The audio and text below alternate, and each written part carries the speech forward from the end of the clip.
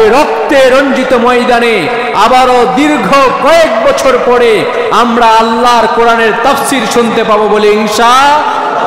এমন ময়দান থেকে কোরআনের আওয়াজ আসবে যেই ময়দানে কথা বলে গিয়েছিলেন জালেমের জেলে এক যুগেরও বেশি থেকে জালেমরা যাকে পরিকল্পিতভাবে হত্যা করেছে সেই শহীদ আল্লামা দেলাওয়ার হোসেন সাঈদী এই ময়দান থেকে কোরআনের বাক্যগুলো উচ্চস্বরে তেলাওয়াত করতেন, ঠিক কিনা? আলহামদুলিল্লাহ আমরা সেই ময়দান আবারও ফিরে পেয়েছি। আবারও 27 তারিখ থেকে শহীদের রক্তে রঞ্জিত সেই চট্টগ্রামের পুণ্যভূমি, চট্টগ্রামের মূল জায়গা প্যারেড ময়দানে আমরা আবার কোরআন থেকে আল্লাহর সেই কথাগুলো শুনব বলি ইনশাআল্লাহ। সপ্তাহের সর্বশ্রেষ্ঠ দিনে যে আল্লাহ তাআলা অসংখ্য অগণিত মানুষদের মধ্য থেকে বাছাই করে আমাদেরকে পছন্দ করে ভালোবেসে যে রব্বে কারীম তার ঘরে তার ইবাদত, তার গোলামি, তার দাসত্ব করার জন্য আসার এবং বসার তৌফিক দান করলেন, সে মহামনিবের দরবারে হৃদয়ের সবটুকু আবেগ আর ভালোবাসা নিংড়িয়ে আমরা শরীরের সব শক্তিটুকু কণ্ঠের কাছে এনে সে মনিবের দরবারে লক্ষ কোটি দরুদ, লক্ষ কোটি শুকুর এবং সুজুদ পেশ করছি, পড়ছি আলহামদুলিল্লাহ। দরুদ এবং সালাম প্রেরণ করছি মানবতার শ্রেষ্ঠ বন্ধু, সর্বকালের সর্বশ্রেষ্ঠ মহামানব, যেই নবীর শাফাত ব্যতীত আমরা কেউ জান্নাতে প্রবেশ করতে পারবো না, সেই মহানবী, মহানেতা, সৈয়দুল কাউনাইন, সৈয়দুস সাকলাইন জনাবে মুহাম্মদুর রাসূলুল্লাহ সাল্লাল্লাহু আলাইহি ওয়াসাল্লাম, সেই সকল শহীদ ভাইদের আত্মার মাগফিরাত কামনা করছি এবং শাহাদাতের উচ্চ মাকাম আল্লাহর কাছে কামনা করছি, যারা আদম আলাইহিস সালাম থেকে শুরু করে এই পর্যন্ত ইসলামকে প্রতিষ্ঠিত করতে গিয়ে নিজের জীবন বিলিয়ে দিয়েছেন এবং গত জুলাই অভ্যুত্থানে যে সকল ছাত্র এবং ছাত্রী ভাই বোনেরা এবং আমজনতা যারাই দেশ রক্ষার জন্য, দেশকে জুলুম মুক্ত করার জন্য রক্ত দিয়েছে, জীবন বিলিয়ে দিয়েছে, সেই সকল জুলাই গণ অভ্যুত্থানে শহীদদের আল্লাহর দরবারে শাহাদাতের উচ্চ মাকাম কামনা করছি। আল্লাহ তাআলা যেন তাদের শাহাদাতগুলোকে কবুল করে নেন, পড়ে না আমিন। সম্মানিত উপস্থিতি, আজকে আমাদের আলোচনার সেন্ট্রাল থিম বা কেন্দ্রীয় আলোচ্য বিষয় হচ্ছে কোরআন আল কারীমের অলৌকিক আনপ্যারালাল 10টি বৈশিষ্ট্য নিয়ে আমরা আলোচনা করব বলে ইনশাআল্লাহ।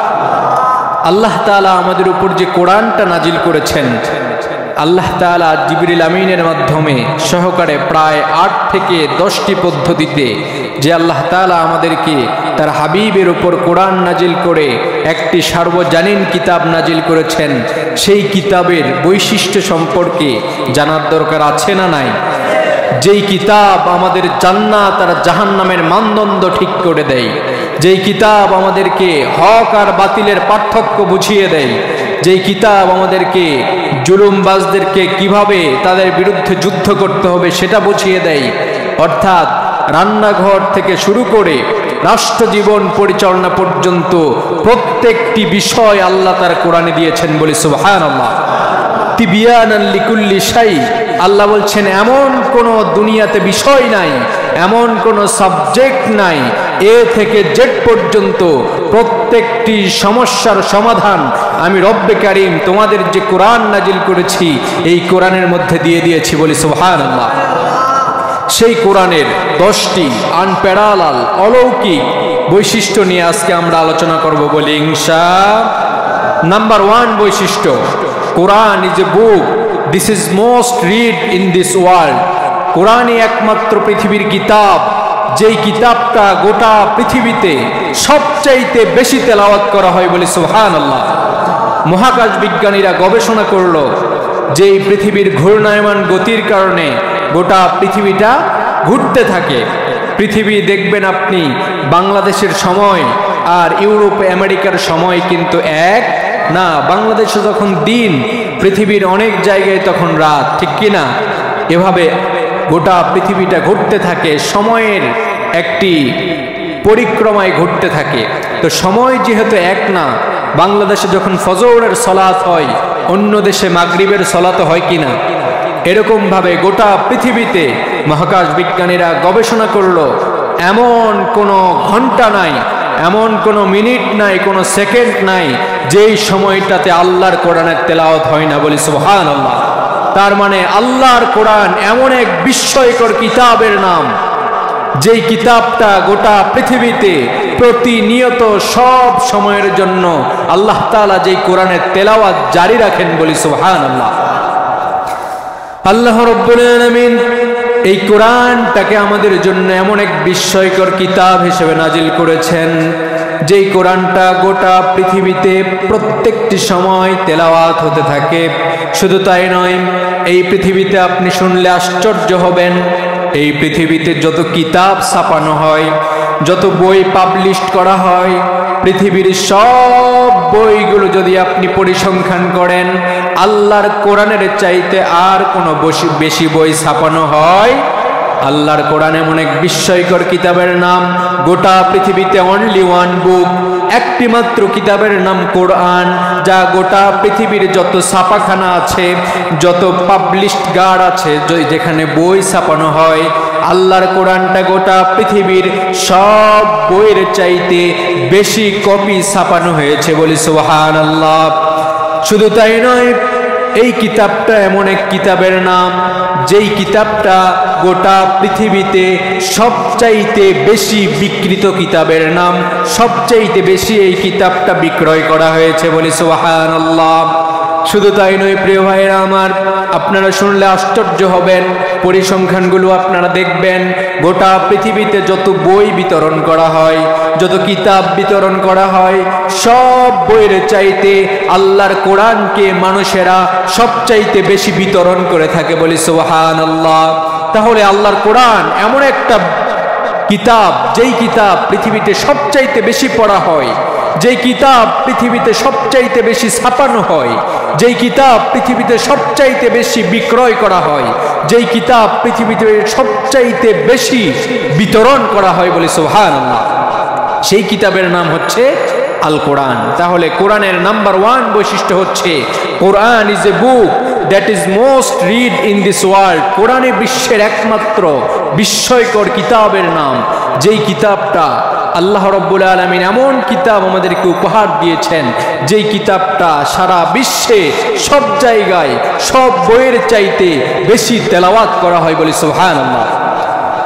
এরপরে দ্বিতীয় নম্বরে এই কোরআনের 2 নম্বর বৈশিষ্ট্য যদি আমরা খুঁজি, দ্বিতীয় নম্বর বৈশিষ্ট্য হচ্ছে আল্লাহর কোরআন এমন এক বিস্ময়কর কিতাবের নাম, যেই কোরআনের তেলাওয়াত করলে কিংবা কোরআনের তেলাওয়াত শুনলে এই পৃথিবীতে কেউ কোনোদিন বিরক্ত হয় না। বলি সুবহানাল্লাহ।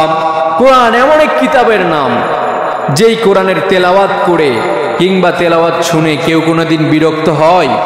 কিন্তু আমরা দেখি পৃথিবীতে কত বক্স বাজিয়ে, কত ইনস্ট্রুমেন্ট ব্যবহার করে গানগুলো আমাদের যুবকদের মাঝে ছড়িয়ে দেয়া হয়, কত গান আর অশ্লীলতা বেহায়াপনা। আপনারা লক্ষ্য করে দেখবেন, আমাদের যুবকেরা একটা গান পায়, 15 দিন পরে আবার একটা গান পেলে আগের গানকে ভুলে যায়। পৃথিবীতে যত গান, যত অশ্লীলতা বেহায়াপনা রচনা করা হয়, আবিষ্কার করা হয়, কানের সুখ দেওয়ার জন্য ইহুদিরা মুসলিমদের ঈমান ধ্বংস করার জন্য যা কিছুই দেয় না কেন, তার মেয়াদ 15 থেকে 1 মাসের বেশি থাকে। আমাদের যুবকরা চেঞ্জ করতে থাকে, এক গান বারবার ভালো লাগে না, আরেকটা গান শোনে, এরকম করে নতুন নতুন করে অশ্লীলতার বেহায়াপনার দিকে ঢুকে যায়। কিন্তু কোরআন বিশ্বের একমাত্র বিস্ময়কর কিতাবের নাম, যেই কোরআন পড়ে কিংবা যেই কোরআন শুনে কেউ কোনোদিন বিরক্তি প্রকাশ করে। ছোট থেকে ইমাম সাহেবের পিছনে আমরা সালাত আদায় করি, ইমাম সাহেব প্রত্যেক দিন 3 ওয়াক্ত নামাজে জোরে জোরে সূরাতুল ফাতিহা তিলাওয়াত করে কিনা? এমন কোন মুসল্লি পৃথিবীতে জন্ম হয়েছে বা আপনারা বলতে শুনেছেন ওই মুসল্লি ইমাম সাহেবকে বলেছে যে ইমাম সাহেব প্রত্যেক দিন 1 সূরা ভালো লাগে না, এরকম কথা কি কেউ বলেছে নাকি? তাহলে আল্লাহু আকবার, কোরআন এমন এক বিস্ময়কর কিতাবের নাম, বছরের পর বছর, যুগের পর যুগ, 1500 বছর হয়ে যাচ্ছে, এরপরেও আল্লাহর কোরআন তেলাওয়াত করে, আল্লাহর কোরআনের তেলাওয়াত শুনে কোনো মানুষ, কোনো মুসলমান কোনোদিন বিরক্তি প্রকাশ করে নাই, বলি সুবহানাল্লাহ।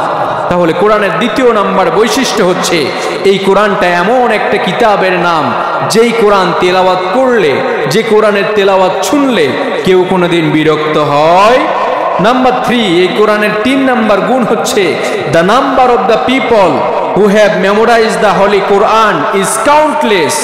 এই কোরআন পৃথিবীর বিস্ময়কর এমন এক কিতাবের নাম, যেই কোরআনের হাফেজ এই পৃথিবীতে সবচাইতে বেশি, বলি সুবহানাল্লাহ।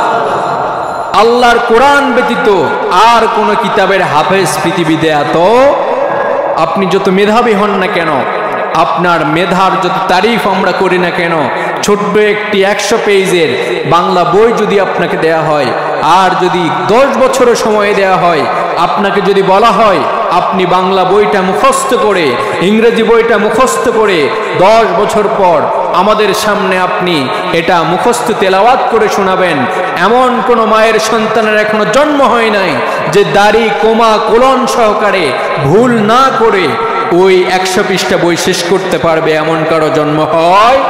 কিন্তু কোরআন এমন এক কিতাবের নাম, যেই কিতাব পৃথিবীতে এত হাফেজ, একজন 10 বছর 6 বছরের হাফেজে কোরআন মাত্র 6 ঘন্টায় বিসমিল্লাহর বা থেকে সূরা নাসের সিন পর্যন্ত 6 ঘন্টায় 7 ঘন্টায় একটানা তেলাওয়াত করে শেষ করবে। পৃথিবীর কোনো কারি, কোনো হাফেজ ভুল ধরতে পারবে না, এমন হাফেজও পৃথিবীতে আছে না নাই? তাহলে কোরআন বিস্ময়কর এক কিতাবের নাম, যেই কিতাবটা মুখস্থকারের সংখ্যা গোটা পৃথিবীতে সবচাইতে বেশি, বলি সুবহানাল্লাহ। এই কোরআনুল কারীম এমন বিস্ময়কর করে আল্লাহ তাআলা আমাদের কাছে নাজিল করেছেন, যেই কোরআনটা গোটা পৃথিবীতে যত মানুষ এই কোরআন পড়ে, তার মধ্য থেকে এই কোরআনের হাফেজে কোরআন এই পৃথিবীতে সবচাইতে বেশি, বলি সুবহানাল্লাহ। কেন হাফেজে কোরআন বেশি? কেন এই কোরআনকে আমরা এত মুখস্থ করতে পারি, জানার দরকার আছে না নাই? আল্লাহ রাব্বুল আলামিন কোরআনুল কারীমের 54 নম্বর সূরাতুল কমারের 17, 22, 32 এবং 40 নম্বর 4টা আয়াতে আল্লাহ তাআলা একই কথা বলেছেন, ও পৃথিবীর মানুষেরা, তোমাদের কাছে কোরআনকে আমি সহজ করে দিয়েছি। আল্লাহ বলছেন, ওয়ালাকাদ ইয়াসসারনাল কোরআন, ও পৃথিবীর মানুষরা শোনো, তোমাদের জন্য আমি রব্বুল আলামিন কোরআনুল কারীমটাকে সহজ করে দিয়েছি, বলি সুবহানাল্লাহ। কেন কোরআনকে আমি সহজ করেছি জানো নাকি? লিদ্দিকরি ফাহাল মিম মুদ্দাকির, আমি এই কারণে কোরআনকে সহজ করেছি যাতে তোমরা এই কোরআন অনুধাবন করতে পারো, বলে সুবহানাল্লাহ। তাহলে এই পৃথিবীতে কোরআনুল কারীমের হাফেজ সংখ্যা বেশি হওয়ার কারণ হচ্ছে আল্লাহ তাআলা সূরা কমার কোরআনের 54 নম্বর সূরা এর 17, 22, 32 এবং 40 নম্বর আয়াত, 4টা আয়াতে আল্লাহ তাআলা একই কথা বললেন, ওয়ালাকাদ ইয়াসসারনাল কোরআন, আমি তোমাদের জন্য এই কোরআনকে সহজ করেছি, এজন্য আজকের পৃথিবীতে তোমাদের কোরআনের হাফেজদের সংখ্যা সবচাইতে বেশি, বলি সুবহানাল্লাহ। এরপরে 4 নম্বরে আল্লাহ রাব্বুল আলামিন যে কোরআন নাজিল করেছেন, তার নাম্বার 4 বৈশিষ্ট্য হচ্ছে the entire Quran has been presented in poetic form. এই কোরআনটা এমন এক বিস্ময়কর কিতাবের নাম, আল্লাহ তাআলা এই কোরআনটাকে বিশ্বের সবচাইতে বিস্ময়কর ছদ্মময়, গদ্যময়, ছন্দময় করে আল্লাহ তাআলা এই কোরআনকে নাজিল করেছেন, বলি সুবহানাল্লাহ। আমরা এই কোরআনের সূরা রহমান যদি পড়ি, আর রহমান আল্লামাল কোরআন খলাকাল ইনসান, ছন্দ আছে না নাই? এরকম করে কোরআনের যেখানেই আপনি পড়বেন, সুন্দর করে আল্লাহ রাব্বুল আলামিন অলংকৃত করে, আল্লাহ ছন্দময় করে তার কোরআনকে আমাদের নিকট সবচাইতে দামি কিতাব বানিয়ে দিয়েছেন, বলি সুবহানাল্লাহ। তাহলে কোরআনের 4 নম্বর বৈশিষ্ট্য হচ্ছে এই কোরআনটা এমন এক কিতাবের নাম, যেই কিতাবটাকে আল্লাহ রাব্বুল আলামিন আমাদের সামনে ছন্দময় করে, আমাদের সামনে সুন্দর পদ্যময় করে, সুন্দর করে অলংকৃত করে এই কোরআনকে আল্লাহ তাআলা নাজিল করেছেন, বলি সুবহানাল্লাহ। এরপরে 5 নম্বরে এই কোরআনটা এমন এক কিতাবের নাম, আল্লাহ রাব্বুল আলামিন এই কোরআনটা এমন বিস্ময়কর ভাবে আমাদের সামনে নাজিল করেছেন, there is no contradiction between the holy book Quran and science. এই আল্লাহর বিস্ময়কর কোরআন আর বিজ্ঞানের মধ্যে কোনো পার্থক্য নাই বলি সুবহানাল্লাহ, কোনো দ্বন্দ্ব নাই বলি সুবহানাল্লাহ। কোরআন এবং বিজ্ঞানের মধ্যে কোনো দ্বন্দ্ব আছে নাকি? কথা বলে না। কোরআন আর বিজ্ঞানের কোনো দ্বন্দ্ব আছে? কোনো দ্বন্দ্ব নাই। যারা আজকে বিজ্ঞানকে কোরআন থেকে বের করতে চায়, যারা আজকে বলতে চায় যে বিজ্ঞান অনেক এগিয়ে গিয়েছে, কোরআন তো মাত্র অনেক আগের কিতাব, কোরআন তো পুরনো হয়ে গিয়েছে, বলি নাউযু বিল্লাহ। যারা বলতে চায় যে 1500 বছর পূর্বে যে কোরআন নাজিল হয়েছে, এই কোরআনটা পুরাতন হয়ে গিয়েছে, আজকে যারা বিজ্ঞানকে উপরে উঠাতে চায়, আজকে যারা বলতে চায় বিজ্ঞান কোরআনের চাইতে এগিয়ে গিয়েছে, তাদের সব প্রশ্নের জবাব আল্লাহর কোরআনে আল্লাহ দিয়ে রেখেছেন বলি সুবহানাল্লাহ। কোরআন যেই পৃথিবী সৃষ্টি হয়েছে, এই পৃথিবীটা সৃষ্টি হলো কিভাবে, how the universe was created, কিভাবে এই পৃথিবী সৃষ্টি হলো, বিজ্ঞানীরা এটা নিয়ে গবেষণা করলো। গবেষণা করতে করতে বিজ্ঞানীরা সর্বশেষ 19 শতাব্দীতে এসে বিগ ব্যাং থিওরি গবেষণা করলো, যে এই পৃথিবী সৃষ্টি হয়েছে, এই পৃথিবীটা একটা জায়গায় ছিল, আর এক জায়গা থেকে আমার রব এই পৃথিবীকে সুন্দর করে বিন্যস্ত করে সৃষ্টি করেছেন বলি সুবহানাল্লাহ। বিজ্ঞানীরা যেই কথা 19 শতাব্দীতে সেটা আমাদেরকে আবিষ্কৃত করলো, বিজ্ঞানীরা যেই কথা 19 শতাব্দীতে এসে আমাদেরকে জানালো, পৃথিবীর মানুষেরা, যেই পৃথিবীতে তোমরা বসবাস করছ, এই পৃথিবীটা এক জায়গায় ছিল, সেখান থেকে আল্লাহ রব্বুল আলামিন এই পৃথিবীকে ভেঙ্গে সেখান থেকে এক জায়গা থেকে আসমান জমিন সব কিছু আল্লাহ সৃষ্টি করেছেন।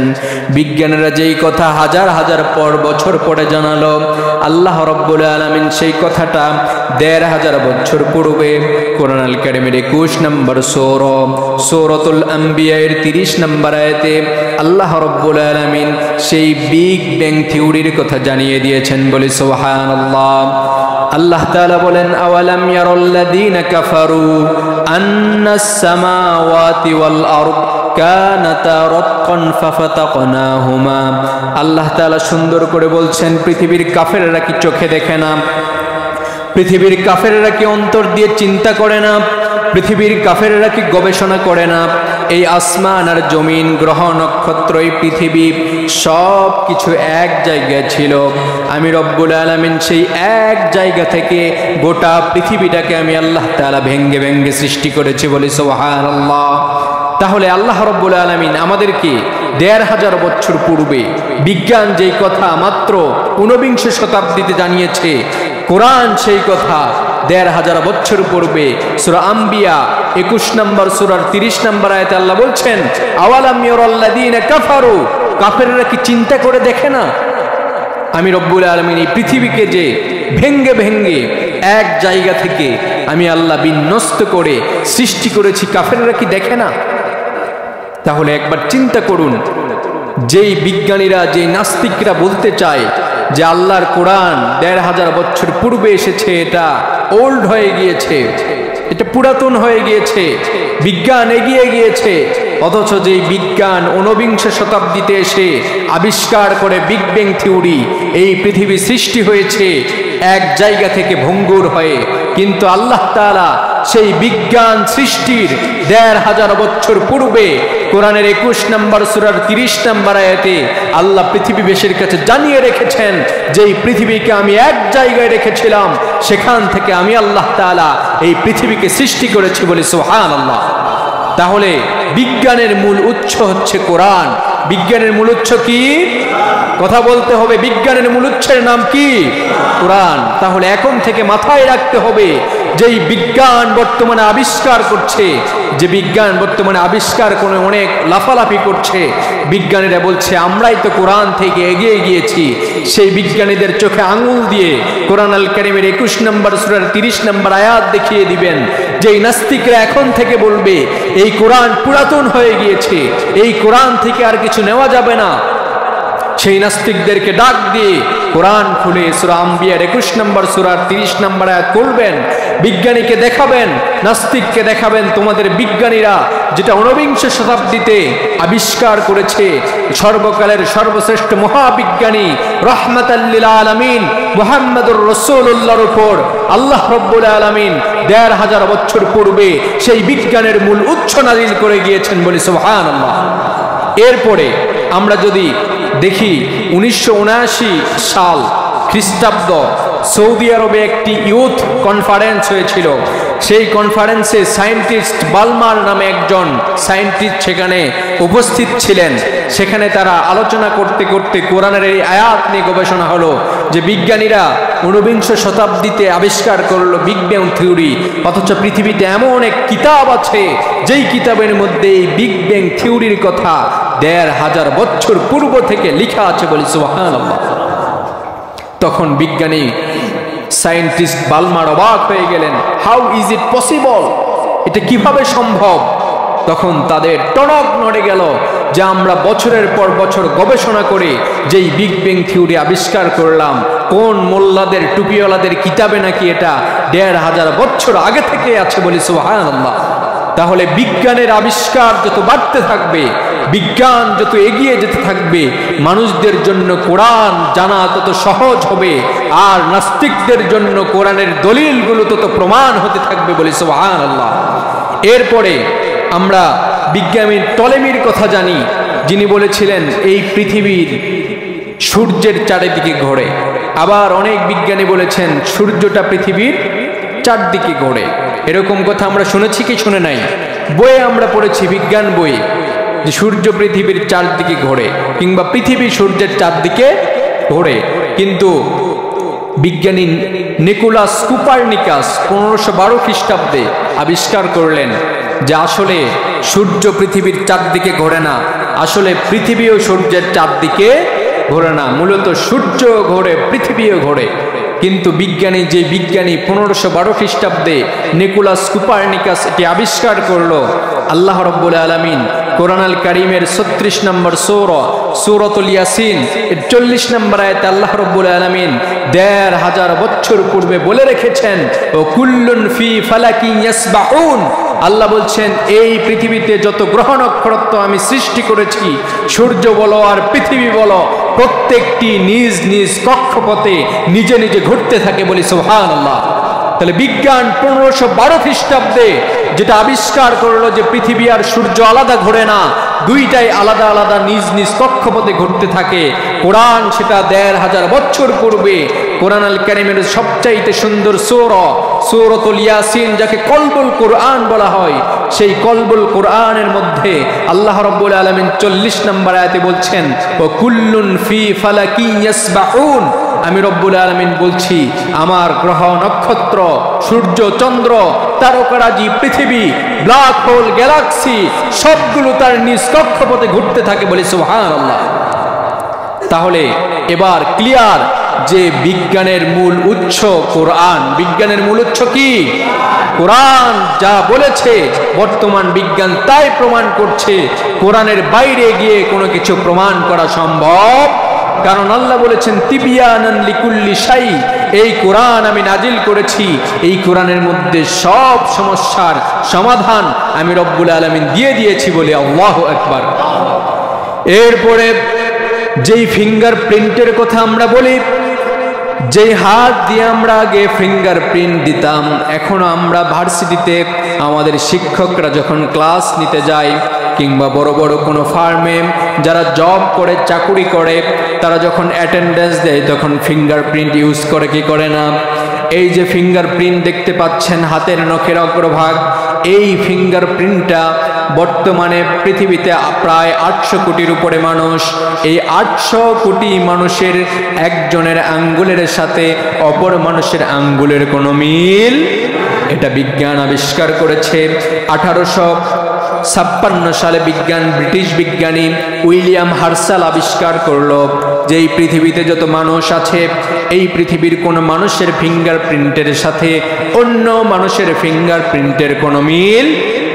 তাহলে বিজ্ঞান 1856 সালে বিজ্ঞানী উইলিয়াম হার্সাল আবিষ্কার করলো যে আমাদের যে ফিঙ্গার প্রিন্ট আছে, এই ফিঙ্গার প্রিন্টটা আমাদের নখে যে ফিঙ্গার প্রিন্টটা আছে, এই নখের সাপটা আঙ্গুলের অগ্রভাবের যেই ফিঙ্গার প্রিন্ট আছে আমাদের, এটা একজন মানুষের সাথে অন্য অপরজন মানুষের কোনো মিল। আপনি দেখবেন গোটা পৃথিবীতে যত মানুষ আল্লাহ তাআলা পাঠিয়েছেন এবং পাঠাবেন, একজন মানুষের সাথে অন্যজন মানুষের এই ফিঙ্গার প্রিন্টের কোনো মিল নাই। বলি আল্লাহু আকবার। আল্লাহ কি সৃষ্টি করলেন? আমরা এই যে মাইক সৃষ্টি করেছি, গাড়ি সৃষ্টি করেছি, একটা গাড়ির সাথে আরেকটা গাড়ির মিল আছে না নাই? কথা বলে না, আছে না নাই? কিন্তু আল্লাহ এমন এক মানুষ সৃষ্টি করলেন, এমন এক দেহ সৃষ্টি করলেন, যেই দেহটি, যেই দেহর মধ্যে এমন একটি আঙ্গুলের অগ্রভাগ সামান্য দিলেন, যেই আঙ্গুলের অগ্রভাগ একজন মানুষের সাথে অন্যজন মানুষের কোনো মিল। এটা বিজ্ঞানী আবিষ্কার করলো 1856 সালে। বিজ্ঞানী উইলিয়াম হার্সাল তিনি আবিষ্কার করলেন যে এই কোনো মানুষের সাথে কোনো মানুষের ফিঙ্গার প্রিন্টের মিল নেই। কিন্তু আল্লাহ রাব্বুল আলামিন কোরআনুল কারীমের সূরা ইনসানের মধ্যে, আল্লাহ তাআলা সূরা দাহরের মধ্যে আল্লাহ তাআলা এমন এক বিস্ময়কর কথা বললেন, যেই কথা বিজ্ঞানী 1856 সালে আবিষ্কার করলেন, সেই কথা আল্লাহ তাআলা 1500 বছর পূর্বে তার কোরআনের মধ্যে নাজিল করে রেখেছেন। বলি সুবহানাল্লাহ। আল্লাহ রাব্বুল আলামিন কোরআনুল কারীমের মধ্যে আমাদেরকে জানিয়ে দিলেন, আল্লাহ বলছেন বালা কাদিরিনা আলা আন নুসাউইয়া বানানা। আল্লাহ বলছেন এই পৃথিবীর মানুষরা শোনো, তোমরা নাস্তিকরা, তোমাদের নাস্তিকরা বলে যে মানুষ মারা যাওয়ার পরে পচে যাবে, গলে যাবে, ধ্বংস হয়ে যাবে। তোমাদের যারা আল্লাহকে বিশ্বাস করে না, যারা পরকালকে বিশ্বাস করে না, এই সকল মানুষগুলো বলে যে মানুষরা মারা যাওয়ার পরে পচে যাবে, গলে যাবে, মানুষের দেহ নিঃশেষ হয়ে যাবে। কিন্তু আমি আল্লাহ রাব্বুল আলামিন বলছি বালা কাদিরিনা আলা আন নুসাউইয়া বানানা। আমি আল্লাহ বলছি তোমরা মরে যাওয়ার পরে, পচে যাওয়ার পরে, গলে যাওয়ার পরে আমি আল্লাহ তাআলা তোমাদের পুরা দেহটা তো আমি আল্লাহ একত্র করবই। শুধু তাই নয়, তোমাদেরকে জানানোর জন্য জানিয়ে রাখছি যে তোমাদের হাতের নখের অগ্রভাগ পর্যন্ত আমি রব্বুল আলামিন পুনর্বিন্যস্ত করতে সক্ষম। বলি সুবহানাল্লাহ। তাহলে আল্লাহ রব্বুল আলামিন এমন এক বিস্ময়কর মানুষ আমাদেরকে সৃষ্টি করলেন। আল্লাহ তাআলা কোরআনের মধ্যে সব বললেন। যেই বিজ্ঞানীরা কোরআনকে অস্বীকার করতে চায়, যেই নাস্তিকরা কোরআনকে অস্বীকার করতে চায়, নাস্তিকরা বলতে চায় মানুষ মরার পরে পচে যাবে, মানুষ মরার পরে গলে যাবে, মানুষ মরার পরে নিঃশেষ হয়ে যাবে, পরকাল বলতে কিচ্ছু নাই, এমন কথা বলে কি বলে না? কথা বলতে হবে, এমন কথা বলার মানুষ আছে না নাই? কিন্তু আল্লাহ রাব্বুল আলামিন এক কথায় সব জবাব দিলেন। যেই বিজ্ঞানী 1856 সালে বললেন যে মানুষের ফিঙ্গার প্রিন্টের কথা, আল্লাহ তাআলা কোরআনুল কারীমের মধ্যে 1500 বছর পূর্বে আল্লাহ বলে রেখেছেন বালা কাদিরিনা আলা আন নুসাউইয়া বানানা। আমি আল্লাহ তাআলা তোমাদের হাতের নখের আঙ্গুলের অগ্রভাগ পর্যন্ত আমি আল্লাহ পুনর্বিন্যস্ত করতে সক্ষম। বলি সুবহানাল্লাহ। তাহলে আল্লাহ রাব্বুল আলামিন আমাদের সামনে এমন এক বিস্ময়কর কোরআন নাজিল করেছেন। আল্লাহ তাআলা দীর্ঘ 22 বছর 5 মাস 17 দিন ধরে জিবরিল আমিন সহকারে কয়েকটি পদ্ধতিতে আল্লাহ রাব্বুল আলামিন যে কোরআনটা আমাদের উপর নাজিল করেছেন, এই কোরআনুল কারীমের 5 নম্বর বৈশিষ্ট্য হচ্ছে এই কোরআনের সাথে বিজ্ঞানের কোনো দ্বন্দ্ব, বরঞ্চ এই কোরআনটা হচ্ছে বিজ্ঞানের মূল উৎসব। আল্লাহ তাআলা যেই কথা 1500 বছর পূর্বে বলে রেখেছেন, যেই ফিঙ্গার প্রিন্টের কথা আল্লাহ বলে রেখেছেন, সেই ফিঙ্গার প্রিন্টের কথা বিজ্ঞানী উইলিয়াম হার্সাল 1856 সালে এসে আবিষ্কার করলেন যে আসলে এই ফিঙ্গার প্রিন্ট একজন মানুষের সাথে অন্যজন মানুষের কোনোভাবেই মিল নেই। কিন্তু যেই বিজ্ঞান এত বছর পরে এসে যেটা আবিষ্কার করলো, সেই বিজ্ঞান নিজেকে স্মার্ট দাবি করে, সেই বিজ্ঞান নিজেকে কোরআনের চাইতে এগিয়ে যদি কেউ দাবি করে, সেই বিজ্ঞানকে চোখে আঙ্গুল দিয়ে দেখিয়ে দেওয়া দরকার যে ও বিজ্ঞান, ও বিজ্ঞানী, ও নাস্তিক, তোমরা ভালো করে কোরআনের কাছে আসো। তোমরা তোমরা ভালো করে কোরআনটাকে বুঝে পড়ো। এই কোরআনের মধ্যে তোমরা যা আবিষ্কার করেছ শত শত বছর পূর্বে, হাজার হাজার বছর পূর্বে যেগুলো তোমরা আবিষ্কার করেছ, আমার রব তো আহকামুল হাকিমিন, আমার রব তো রহমান, আমার রব তো বিজ্ঞানীদের বিজ্ঞানী, আমার রব ১৫০০ বছর পূর্বে এই পৃথিবীর সর্বশেষ আসমানি কিতাব আল কোরআনের মধ্যে সবগুলো লিপিবদ্ধ করে দিয়েছেন বলে সুবহানাল্লাহ। শুধু তাই নয়, এই বিজ্ঞানী ডক্টর মরিস বুকাইলির নাম আপনারা শুনেছেন। যখন মিশরের বুকে, যখন ফ্রান্স এবং মিশরের বুকে ওই ফেরাউনের লাশটাকে যখন নদী থেকে তোলা হয়েছিল, তোলার পরে ওই লাশটা যখন পর্যবেক্ষণ করার জন্য ডাক্তারের প্রয়োজন হলো, তখন ডক্টর মরিস বুকাইলিকে আনা হলো। ডক্টর মরিস বুকাইলি সেই লাশটা, তিনি সার্জন ছিলেন ডাক্তারদের, সেই লাশটা পর্যবেক্ষণ করার পরে তিনি পেলেন যে এই লাশের মধ্যে লবণ পাওয়া গিয়েছে। আল্লাহ তাআলা কোরআনের মধ্যে ১৫০০ বছর পূর্বে বলে রেখেছেন যে নীল নদে, সেখানে যেখানে ফেরাউন ডুবেছিল ওই নদীটা, সমুদ্রটা লবণাক্ত ছিল। এজন্য ডক্টর মরিস বুকাইলি ওই ফেরাউনের দেহ থেকে লবণ পেয়েছেন। যখন ডক্টর মরিস বুকাইলি জানতে পারলেন ৩০০০ বছর আগে ডুবে যাওয়া ফেরাউনের লাশ, সেই লাশের মধ্যে লবণ পাওয়া গিয়েছে, সেই লবণ পাওয়া যাবে সেই নীল নদ, সেই সমুদ্র লবণাক্ত, সেই কথাও নাকি কোরআনের মধ্যে আছে। এই কথা ডক্টর মরিস বুকাইলি শোনার পরে আশ্চর্য হয়ে গেলেন যে আমি বিজ্ঞানী, আমি ডাক্তার, আমি এত কিছু আবিষ্কার করছি, এত দিন রাত পরিশ্রম করে আমি আবিষ্কার করছি, অথচ একটি ছোট্ট কিতাবের মধ্যে, আরবি লেখা একটি ছোট্ট কিতাবের মধ্যে আল্লাহ তাআলা যে সব লিখে রেখেছেন। ডক্টর মরিস বুকাইলি তখন আশ্চর্য হয়ে গিয়েছেন। এরপরে ডক্টর মরিস বুকাইলি আশ্চর্য ঘটনাগুলো জানার পরে এক এক করে কোরআনকে পড়তে শুরু করলেন। ফ্রান্সি ভাষায় তিনি কোরআনকে পড়লেন, ইংলিশ ভাষায় কোরআনকে পড়লেন, যেই ভাষায় তিনি দক্ষ ছিলেন সবগুলো ভাষায় কোরআনকে A to Z পড়ে ফেললেন। পড়ার পরে ধীরে ধীরে ডক্টর মরিস বুকাইলি আশ্চর্য হতে হতে এক পর্যায়ে কোরআনের ভুল ধরতে এসে ডক্টর মরিস বুকাইলি তিনি ইসলাম গ্রহণ করে মুসলমান হয়ে আল্লাহর গোলাম হয়ে গিয়েছিলেন বলি সুবহানাল্লাহ। তাহলে প্রিয় ভাইয়েরা আমার, যেই কোরআনের বৈশিষ্ট্য নিয়ে আমরা আজকে আলোচনা করছি, এই কোরআনটা এমন এক বিস্ময়কর কিতাবের নাম, যেই কোরআনের কাছে কোনো বান্দা যদি ভুল ধরতে আসে, যেই কোরআনকে ভুল ধরার জন্য যদি কোনো বান্দা আসে, আল্লাহ তাআলা সেই বান্দার অন্তরকে ঘুরিয়ে দিয়ে, হেদায়াত দিয়ে, কোরআনের পক্ষের শক্তি বানিয়ে তাকে ইসলাম ধর্ম গ্রহণ করান বলি সুবহানাল্লাহ।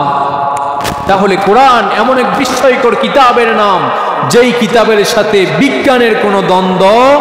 সুতরাং যেই কিতাবের কাছে যারাই ভুল ধরতে আসবে, কোরআন প্রমাণ করেছে এই কিতাবের ভুল ধরতে আসলে নিজের ভুল ধরে এই কিতাবটি তাকে সংশোধন করে দেবে বলি সুবহানাল্লাহ। এরপরে এই কোরআনের গ্যারান্টি আল্লাহ তাআলা দিচ্ছেন। আল্লাহ বলছেন যে এই কোরআনের মধ্যে কোনো ভুল, কোনো সংশয়, Quran is the only one book who is authentic. এটা বিশ্বের মধ্যে একমাত্র, কোনো ভুল নেই, কোনো সংশয় নেই, এরকম কিতাব পৃথিবীতে আর একটাও আছে নাকি? কথা বলে না, আছে নাকি? প্রত্যেক লেখক সে যত বড় সিরিজ বের করুক না কেন, সে যত বড় লেখক হোক না কেন, প্রত্যেক লেখক তার লেখার শুরুতে বলে দেন যে এই বইয়ের মধ্যে সম্মানিত পাঠকবৃন্দ, এই বইয়ের মধ্যে যদি কোনো ভুল পেয়ে থাকেন আপনারা আমাদেরকে সংশোধিত করবেন, আমাদেরকে জানাবেন, পরবর্তী সংস্করণে আমরা এই বইটি আবারও ভুল সংশোধন করে আমরা প্রকাশ করব। পৃথিবীতে যত বড় লেখক হোক না কেন, সব লেখকরা বইয়ের শুরুতে লেখেন কিংবা আত্মসমালোচনায় ভোগেন যে আমার বইয়ের মধ্যে কোনো ভুল হলো কিনা। কিন্তু পৃথিবীতে অনলি ওয়ান বুক, একমাত্র কিতাব কোরআন, যেই কোরআনের শুরুতে আল্লাহ তাআলা জানিয়ে দিয়েছেন, পৃথিবীর মানুষকে চ্যালেঞ্জ করে দিয়েছেন, দালিকাল কিতাব, এটা এমন এক বিস্ময়কর কিতাবের নাম, লা রাইবা ফি। এই কিতাবের মধ্যে সন্দেহ তো নয়, সংশয়ের অবকাশ পর্যন্ত নাই বলি সুবহানাল্লাহ। তাহলে এই কোরআনের মধ্যে কোনো সন্দেহ আছে নাকি? তাহলে কোরআনের মধ্যে কোনো সন্দেহ নাই। কোরআনের এই বৈশিষ্ট্যগুলো আল্লাহ রব্বুল আলামিন যে পৃথিবীর সেরা করে আমাদেরকে আমাদের জীবন বিধান করে কোরআনটা দিয়েছেন, এই কোরআনের বৈশিষ্ট্য আমরা যত শুনব ততই আশ্চর্য হব। কিয়ামত পর্যন্ত কোরআনের বৈশিষ্ট্য আর আলোচনা শুনে আল্লাহ রব্বুল আলামিনের প্রশংসা করে শেষ করা যাবে? কোনো শেষ নাই, কোনো অন্ত নাই। আল্লাহর প্রশংসা শেষ করতে করতে সমুদ্রের পানি শেষ হয়ে যাবে, গাছ শেষ হয়ে যাবে, জমিন শেষ হয়ে যাবে, কিয়ামত সংঘটিত হবে, আল্লাহর প্রশংসা করে শেষ করা যাবে? তাহলে যেই কোরআন এত ফজিলতপূর্ণ, যেই কোরআন এত বৈশিষ্ট্যপূর্ণ, যেই কোরআন এত স্পেশাল, যেই কোরআনের মধ্যে এত স্পেশালিটি আছে, সেই কোরআন দিয়ে যদি মুসলমানরা জীবন পরিচালনা করত, সেই মুসলমানরাও স্পেশাল হতো কি হতো না? আমাদের পূর্বের ইতিহাস বলে দেয়, পূর্বে যত ইতিহাস, সুন্দর ইতিহাস ছিল, পূর্বের যত বিজয় ছিল, পূর্বের সমগ্র পৃথিবীটা মুসলমানদের ছিল, ঠিক কি না? কথা বলে না? পূর্বের পৃথিবী কাদের ছিল? পূর্বের পুরা পৃথিবীটা মুসলমানদের ছিল। এক উমর ইবনুল খাত্তাব রাদিয়াল্লাহু তাআলা আনহু অর্ধ পৃথিবী শাসন করেছেন, কে করে নাই? পুরা অর্ধ পৃথিবী শাসন করেছেন। মুসলিমদের হাতেই নেতৃত্ব ছিল, পুরা মুসলিমরা পুরা বিশ্ব শাসন করত এক শান্তির ছায়ায়। কিন্তু যেদিন থেকে মুসলিমরা এই কোরআন থেকে, এই স্পেশাল বুক থেকে আমরা সরে গিয়েছি, সেদিন থেকে আমরা নেতৃত্ব শূন্য হতে শুরু করেছি, ঠিক কিনা?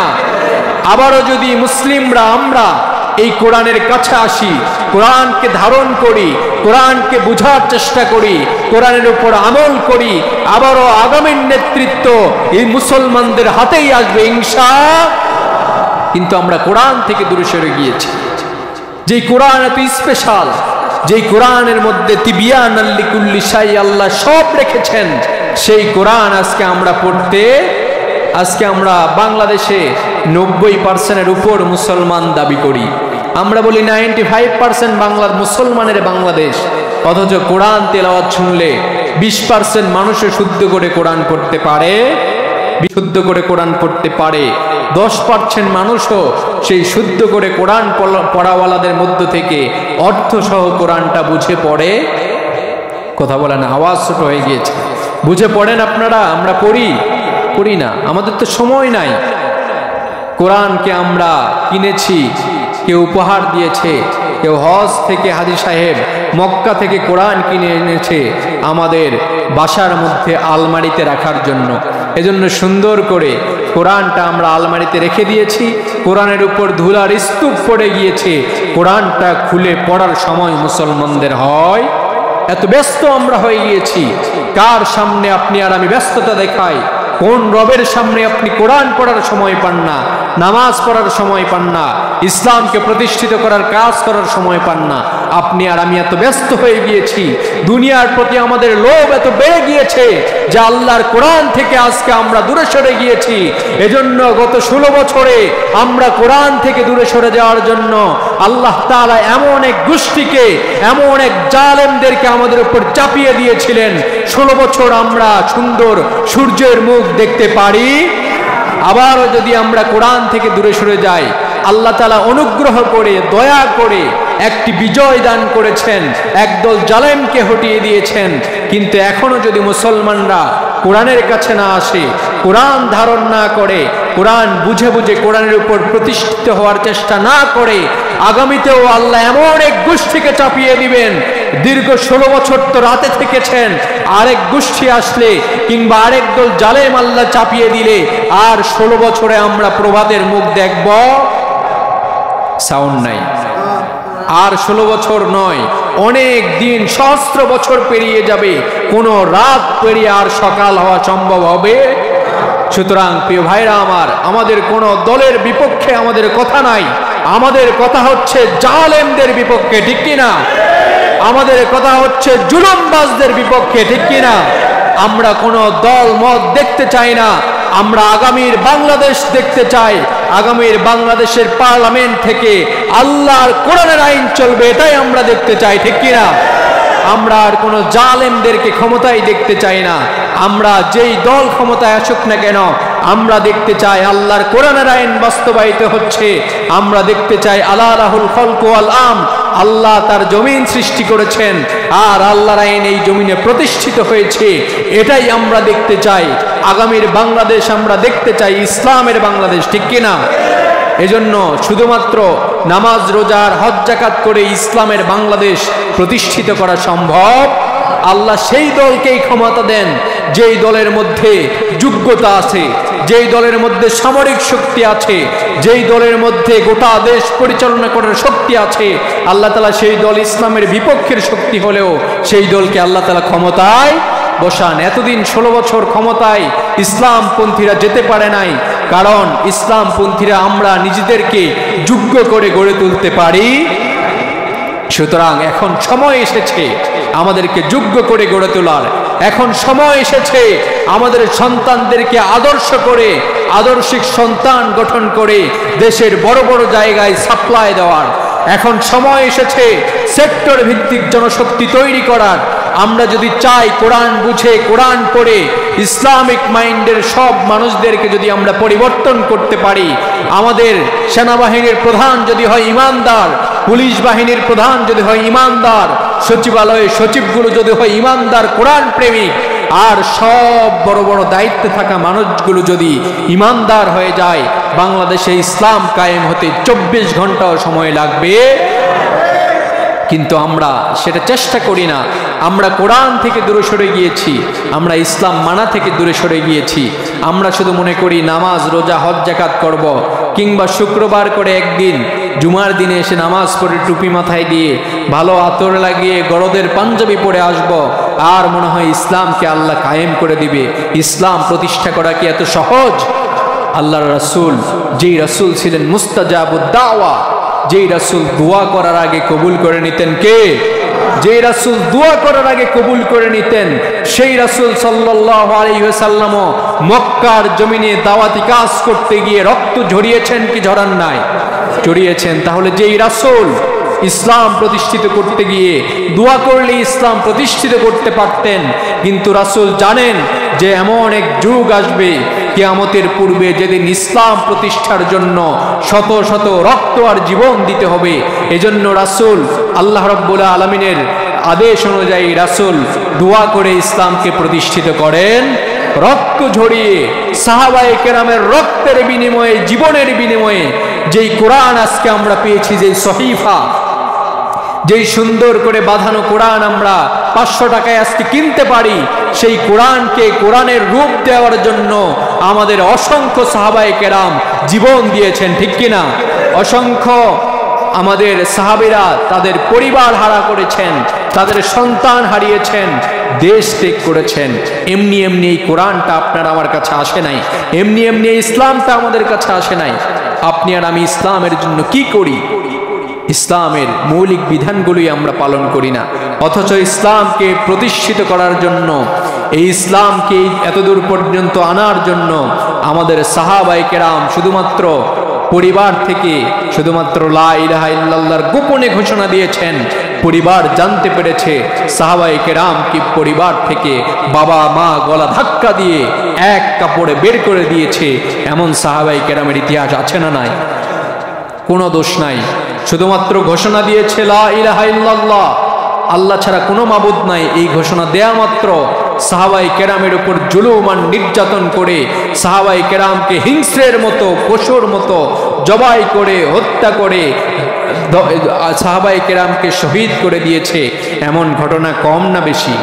তাহলে প্রিয় ভাইরা আমার, যে কোরআন, আমরা যে কোরআনের বৈশিষ্ট্য বর্ণনা করলাম, যেই কোরআন এত সুন্দর কোরআন, এই কোরআন কিন্তু এত সহজে আমাদের কাছে আসে। এই কোরআনের জন্য নবী আলাইহিস সালাম রক্ত দিয়েছেন, সাহাবায়ে কেরাম রক্ত দিয়েছেন, জীবন দিয়েছেন, তবে ইনরা জীবন দিয়েছেন। এমন কি প্রত্যেক যুগে এই কোরআনের আইন জমিনে বাস্তবায়নের জন্য আমাদের সলফে সলিহিনরা রক্ত আর জীবন দিয়েছেন কি দেন নাই? সুতরাং এই কোরআনকে, এই কোরআন এমন এক বিস্ময়কর কিতাবের নাম, যাকে সংসদ ভবনে বসাতে হলে রক্ত দিতে হয়, জীবন দিতে হয়, পরিবার হারা হতে হয়, আয়না ঘরেও থাকতে হয়, ঠিক কিনা?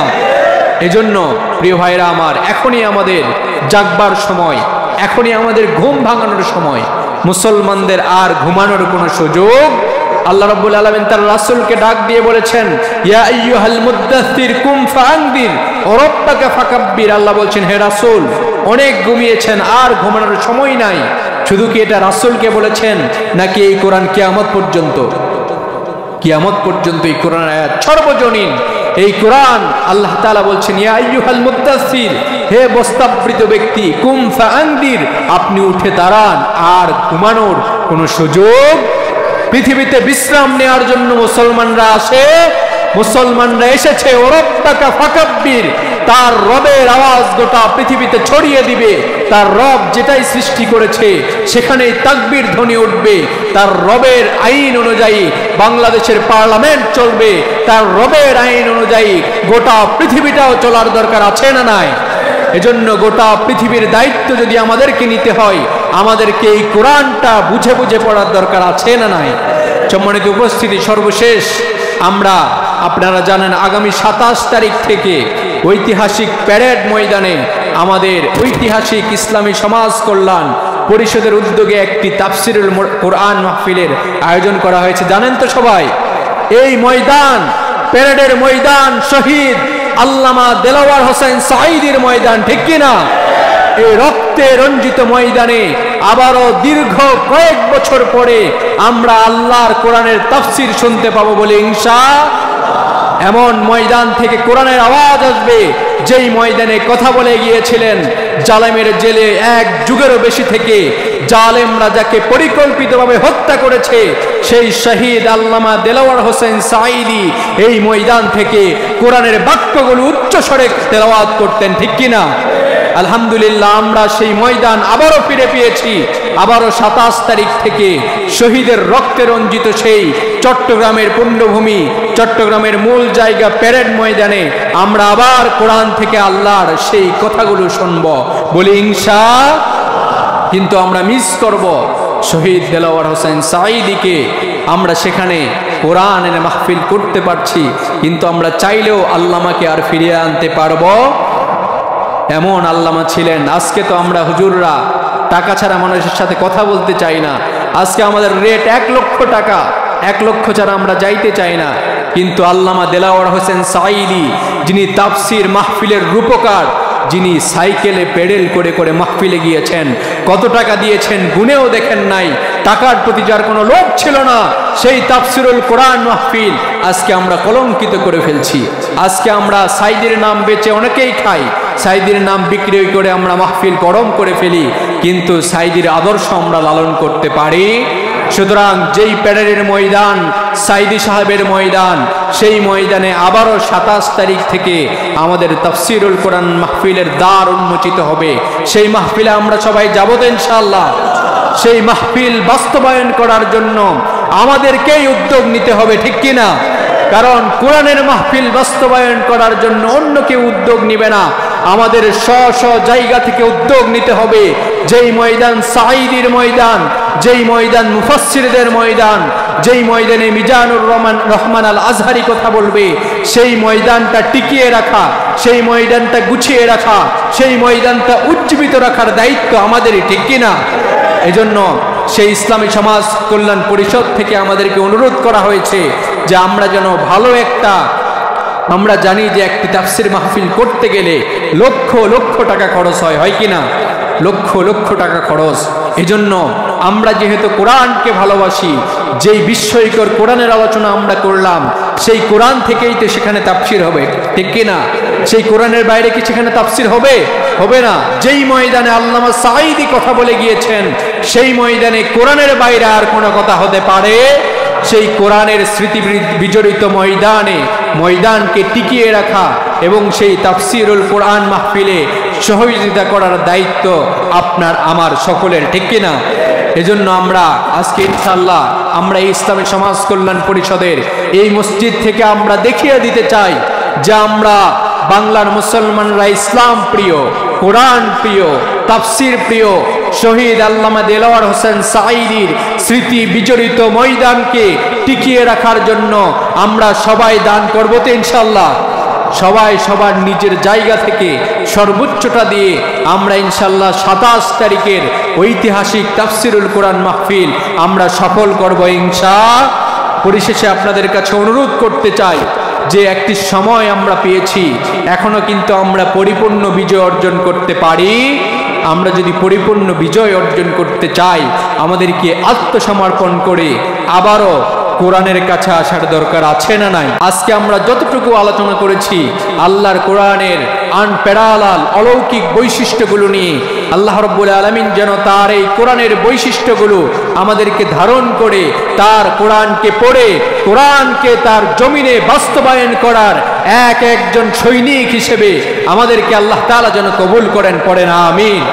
আল্লাহ রাব্বুল আলামিন যেন এই বাংলার জমিন একদল শোষণ করে চলে গিয়েছে, জালিমরা যেন আর কোন বাংলার জমিনে ফিরে আসতে না পারে।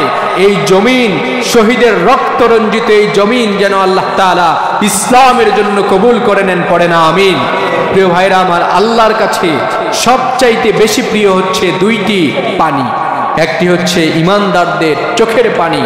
তাহাজ্জুদের জায়নামাজে বসে যখন ইমানদাররা নিজের গুনাহের জন্য আল্লাহর কাছে দু চোখ অশ্রু ভরে স্মরণ করে, আল্লাহ তাআলার কাছে ওই পানিটা সবচাইতে বেশি প্রিয় পানি। আল্লাহ তাআলা তখন বান্দাকে মাফ না করতে পারলে আল্লাহ লজ্জিত হন। এজন্য প্রিয় ভাইরা, আমরা যে গুনাহগুলো করেছি, আসুন, অনেক গুনাহ জীবনে করে ফেলেছি, অনেক পাপ জীবনে করে ফেলেছি, অনেক অন্যায় আর জুলুম করে ফেলেছি, জুলুমকারীদের সহযোগিতা করে নিজের ঈমান আমল ধ্বংস করেছি। আসুন আমরা রাতের তৃতীয় ভাগে আল্লাহর কাছে 2 রাকাত সালাত আদায় করে যদি চোখের পানি ফেলতে পারি, আল্লাহ তাআলা তখনকার কোনো দোয়া ফিরিয়ে দেন না, বলি সুবহানাল্লাহ। এরপরে দ্বিতীয় নাম্বার আল্লাহর কাছে প্রিয় পানি হচ্ছে শহীদের রক্তের পানি। আমরা দেখেছি বাংলাদেশ 71 থেকে 71-এর আগে থেকে রক্ত দেয়া আমরা শুরু করেছি, 71-এ দিয়েছি, এরপরে প্রত্যেকটি ইভেন্টে দিয়েছি। এমনকি যখন আমাদের আল্লামার ফাঁসির রায় দেয়া হয়, ফাঁসি এখনো কার্যকর হয় নাই, তখনও শতাধিক যুবকরা এই জমিনের শহীদের রক্ত ঢেলে দিয়েছেন, ঠিক কিনা? শুধু তাই নয়, এই যে জুলাইয়ের গণ অভ্যুত্থানে আমরা কেউ কোনো দলাদলি করি নাই, ছাত্র জনতা একসাথে নেমে জালেমদের বিরুদ্ধে শত শত আমরা আমাদের ছাত্ররা রক্ত দিয়েছে, জীবন দিয়েছে, ঠিক কিনা? সুতরাং আমরা বলতে চাই, শত শত হাজার হাজার শহীদের এই বাংলায়, আগামীর এই রক্তের বাংলায় আমরা ইনশাআল্লাহ আর কোনো জালেমকে ঢুকতে দিব। সুতরাং আমরা আগামীর বাংলাদেশ যদি কোরআনেরই বাংলাদেশ দেখতে চাই, কোরআনকে মহব্বত করে কোরআনকে বুঝে পড়ে অন্তত নতুন বছরের প্রতিজ্ঞা হওয়া দরকার। প্রতিদিন অন্তত একটি আয়াত হলেও আমরা বুঝে পড়ার চেষ্টা করব বলে ইনশাআল্লাহ। সবাই পড়বেন তো ইনশাআল্লাহ? কোরআনের কাছে ফিরে আসা ব্যতীত আর কোনো উপায় মুসলমানদের নাই, আর কোনো উপায় নাই, আর কোনো পথ নাই। মুসলিমদের একটাই পথ, হয়তো বিজয় নয়তো শাহাদাত, ঠিক কিনা? সুতরাং কোরআন বুঝে কোরআন পড়ে আমাদের মৃত্যুকে ভয় করা যাবে না। সর্বশেষ কথা হচ্ছে, মৃত্যুকে মুমিনরা কখনো ভয় করতে পারে। সুতরাং প্রিয় ভাইরা আমার, মৃত্যুর কোনো ভয় নাই। আপনার দাদা এসেছিল, চলে গিয়েছে, আপনিও আসছেন, আপনিও চলে যাবেন, কিন্তু আপনি দুনিয়াতে কি করে গিয়েছেন আর কি করেন নাই তার হিসাব নিবেন কে? এজন্য প্রিয় ভাইরা আমার, আল্লাহর কাছে হিসাব দেওয়ার আগে আপনাকে নিজেকে হিসাব করতে হবে। নতুন বছরে প্রতিজ্ঞা নিতে হবে। নতুন বছরের প্রথম প্রতিজ্ঞা হবে আল্লাহর কোরআনকে বুঝে পড়ব তো ইনশাআল্লাহ। দ্বিতীয় প্রতিজ্ঞা হবে শুধু কোরআনকে বুঝেই পড়ব না, আল্লাহর কোরআনের রাজ কায়েমের জন্য যদি আমার রক্ত প্রয়োজন হয় এই দেশে, সর্বপ্রথম আমি রক্ত দিব। আল্লাহর কোরআনের রাজ কায়েমের জন্য যদি জীবন প্রয়োজন হয়, সর্বপ্রথম আমরাই জীবন দিব ইনশাআল্লাহ। তবু আল্লাহর জমিনে আল্লাহর দ্বীনকে আমরা বাস্তবায়িত করেই ছাড়বো ইনশাআল্লাহ। আল্লাহ রাব্বুল আলামিন আমাদের সবাইকে এক একজন মুমিন মুজাহিদ হিসেবে কবুল করে নিন। ওমা তৌফিকি ইল্লা বিল্লাহ, হাদা মা ইনদি ওয়াল ইলমু ইনদাল্লাহ, আলাইহি তাওয়াক্কালতু ওয়া ইলাইহি উনীব, ওয়া আখিরুদ দাওয়ানা আনিল হামদুলিল্লাহি রাব্বিল আলামিন।